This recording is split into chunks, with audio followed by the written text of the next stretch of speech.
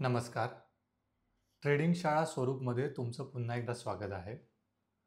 आजचा व्हिडिओ आहे की शेअर मार्केट शिकणं ही काळाची गरज आहे. आता मला असं वाटतं की शेअर मार्केटचं तुम्हाला नॉलेज हे असलंच पाहिजे. कारण कसं आहे की फक्त जॉब हा एवढा पुरेसा नाही आहे. म्हणजे फक्त सिंगल इन्कम आजकाल पुरेसं नाही आहे. कारण महागाई एवढी वाढत चालली आहे की एका इन्कममध्ये सगळ्या गोष्टी पॉसिबल नाही आहेत. सो त्याच्यासाठी तुमच्याकडे दुसरं एखादं इन्कम सोर्स असणं गरजेचं आहे. सो मग त्यासाठी तुम्ही शेअर मार्केटमध्ये इन्व्हेस्टमेंट करणं फार गरजेचं आहे. ओके. आणि जर शेअर मार्केटमध्ये जर इन्व्हेस्टमेंट करायची असेल, तर तुम्हाला फायनान्शियल नॉलेज असलंच पाहिजे. कारण जर विदाऊट नॉलेज जर तुम्ही इन्व्हेस्टमेंट करत असाल, तर मग ते रिस्की आहे.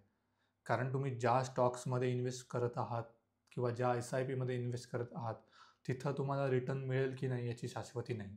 ओके. पण ॲटलीस्ट तुम्ही नॉलेज घेऊन जर ते इन्व्हेस्टमेंट करत असाल, तर ते तुमच्यासाठी बेनिफिशियल आहे. ओके.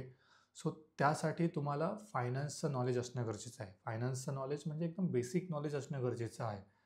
गरजेचं नाही की तुम्हाला फार एकदम ॲडव्हान्स लेव्हलला सगळी माहिती असली पाहिजे, गरजेचं नाही. पण ॲटलीस्ट बेसिक तुम्हाला माहिती असणं फार गरजेचं आहे. त्याच्यानंतर शेअर मार्केट शिकणं का गरजेचं आहे? कारण त्याच्यामुळे तुम्ही तुमचं फ्युचर हे सिक्युअर करू शकता. ओके. सो त्याच्यामुळे तुम्ही शेअर मार्केट शिकणं किंवा फायनान्शियल नॉलेज असणं फार गरजेचं आहे किंवा गुंतवणूक करणं हे फार गरजेचं आहे. ओके. दुसरी गोष्ट म्हणजे की लोकं सेव्हिंग करतात. ओके. पण आधीपासून चालत आलं आहे की लोकं सेव्हिंग करतात. ते कशामध्ये करतात? तर एफ-डीजमध्ये करतात किंवा बँक्समध्ये ठेवतात पैसे किंवा पोस्टात ठेवतात. ओके. पण जर खरं सांगू तर बँक किंवा एफ-डीजमध्ये तुम्हाला तेवढा रिटर्न नाही आहे, जेवढा रिटर्न तुम्हाला शेअर मार्केटमधून मिळतो. आता एफ-डीजमधून तुम्हाला किती रिटर्न मिळत असेल?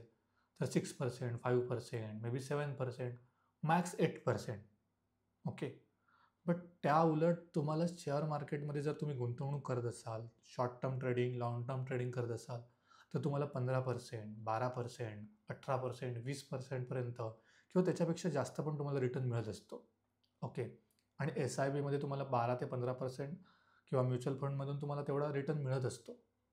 सो 5%, 6% कुठे आणि 12%, 15% कुठे, राइट?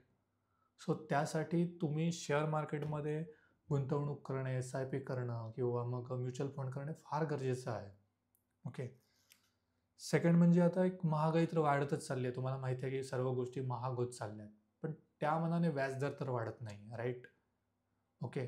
आणि दुसरी गोष्ट म्हणजे लोकांना आजकाल सवय झाली की लोन घ्यायची सवय झाली. म्हणजे तुम्ही जर घर घेत असाल तर लोन घेता, गाडी घेत असाल तर लोन घ्यायची सवय झाली. साधा मोबाईल घ्यायचा असेल तर तुम्ही ई-एम-आयवर मोबाईल घेता. ओके. पण त्या मानाने तुमचा इन्कम सोर्स नाही आहे. सो तुमचे आलेले पैसे सॅलरीतनं हे अ, कशामध्ये लोन फेडण्यामध्येच जातात. सो जर तुम्ही कुठेतरी सेव्हिंग करत असाल, तर त्यातून तुम्ही जो रिटर्न येत असाल, त्याचा तुम्हालाच फायदा होईल, राइट? सो त्यामुळे तुम्ही गुंतवणूक करणं गरजेचं आहे. त्याच्यासाठी तुम्हाला शेअर मार्केटचं नॉलेज असणं किंवा फायनान्सचं नॉलेज असणं फार गरजेचं आहे. ओके. आणि आजकाल कसं झालं आहे, की सिंगल इन्कम रिस्की आहे. कारण जॉब सिक्युअर नाही आहेत. जर तुम्ही प्रायव्हेट कंपन्यांमध्ये काम करतायत किंवा प्रायव्हेट ठिकाणी काम करतायत, तर तुमचा जॉब कधी जाईल हे सांगता येत नाही. आजकाल तुम्ही न्यूज पाहत असाल, की या कंपनीमधून एवढ्या लोकांना काढण्यात आलं, राइट? आणि एआय आलंय. एआयमुळे तर अजून सगळ्या गोष्टी अवघड झाल्यात. ओके. त्यामुळे तुमचा जॉब सिक्युअर नाही आहे. ओके. सो त्यासाठी तुम्ही सेकंड इन्कमचा विचार करणं फार गरजेचं आहे. ओके. आणि शेअर मार्केट जर तुम्ही केलात किंवा जर तुम्ही ट्रेडिंग करत असाल किंवा स्विंग ट्रेडिंग करत असाल, तर तुमच्याकडे भरपूर सारे इन्कम सोर्स ओपन राहतात. म्हणजे एकतर तुम्ही गुंतवणूक करून, लाँग टर्म करून किंवा मग एस-आय-पी करून किंवा म्युच्युअल फंड करून तुम्ही पैसे मिळवूच शकता. प्लस त्यापेक्षा जर तुम्ही अजून त्यामध्ये डीप गेलात, स्विंग ट्रेडिंग करून, लाँग टर्म ट्रेडिंग करून किंवा मग अजून कोणतं जर एफ-एन-ओमध्ये गेलात तर ऑप्शन ट्रेडिंग करून, असे भरपूर ऑप्शन राहतात. प्लस तुम्हाला तुमच्या पोर्टफोलिओमध्ये डिव्हिडंडमधून पण पैसा येत राहतो किंवा एखादा स्टॉक स्प्लिट झाला, तर त्याचा पण तुम्हाला फायदा होतो.